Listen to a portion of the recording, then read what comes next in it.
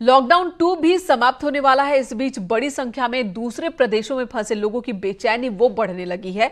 बहुत सारे लोग ऐसे हैं जो अपने अपने काम से दिल्ली, मुंबई, राजस्थान, जयपुर, चंडीगढ़ जैसे शहरों में गए थे, लेकिन अचानक लॉकडाउन की वजह से वहीं पर फंस गए और अब ये लोग किसी भी सूरत में अपने घरों को लौटना चाहते हैं। इनका कहना है कि 1 महीने से ज्यादा का वक्त बीत चुका है और इसी को लेकर बीजेपी विधायक ने भी मांग की है कि ऐसे लोगों को या इन प्रदेशों में फंसे छात्रों को वापस लाया जाना चाहिए। रूप से हमें उनकी पीड़ा का भी एहसास है और जो लोग यहाँ से अचानक गए हैं और वहाँ रह गए हैं, तो हमने प्रयास किया, लेकिन माननीय मुख्यमंत्री जी ने कहा है कि भाई देखो 3 तारीख के बाद हम इस पे सकारात्मक विचार करेंगे, क्योंकि 3 तारीख तक भी लॉकडाउन को प्रतिबद्धता के साथ लागू करने का जो आदेश केंद्र सरकार का उसको किया है।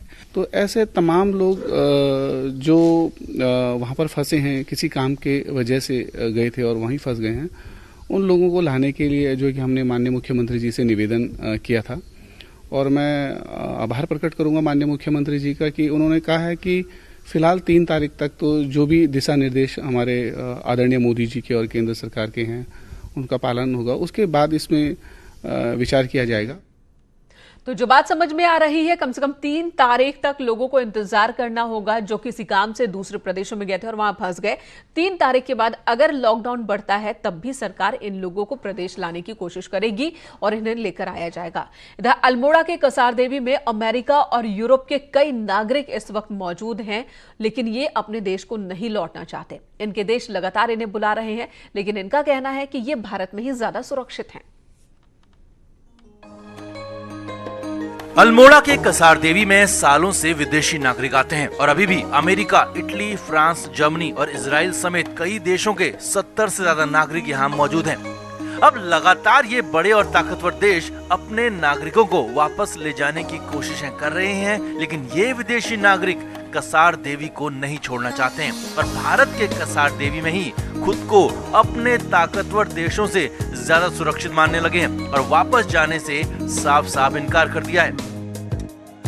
कुल मिला के यहाँ से जो करीब मैं कह रहा हूँ करीब 40-50 लोग तो गए जिनको अर्जेंट था कुछ जाना। गेस्ट हाउसों में 2-2 या 3-3 रूम लोगों के लगे हैं, एक आदमी 2-2 आदमी उसमें रह रहा है। तो बड़ी सेफ तरीके से कसारदेवी में पूरे प्रिकॉशंस लेके लोग कर रहे हैं ये काम को, ऐसा कुछ नहीं है। इन्हीं विदेशों से कसारदेवी की आर्थिकी भी चलती है, मगर इस बार अपने देशों के मुकाबले भारत को चुनने पर स्थानीय लोग भी खासे खुश हैं। जिस तरीके से ये पता चल रहा है कि उनका जाने का बहुत ज़्यादा इंटरेस्ट नहीं है। अब चूँकि वो संपर्क कर रहे हैं, अपनी एम्बेसी से पूछ भी रहे हैं, तो जैसे ही उनको एम्बेसी फैसिलिटेट करती है, उनकी रेस्क्यू फ्लाइट आती है हमारे कंट्री में, तो यहाँ से प्रशासन उनके जाने के लिए सारी सुविधाएं मुहैया कराता है। अमेरिका समेत पूरा यूरोप कोरोना से करा रहा है और इन विदेशी नागरिकों को भी अपने ताकतवर देशों के बजाय हमारे देश के कसारदेवी पर भरोसा है और यहीं वो खुद को ज्यादा सुरक्षित मान रहे हैं। न्यूज़ 18 के लिए अल्मोड़ा से किशन जोशी की रिपोर्ट।